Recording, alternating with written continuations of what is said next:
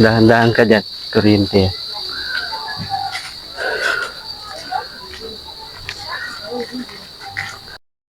Ang bahay ko. Nabigyan natin ng bigas. Thank you po. Pasensya na muna sa bigas ha. Thank you po. Sige, papicture na.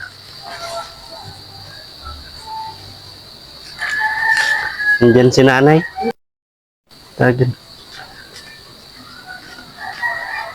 Ito po yung si nanay Lena. Oh.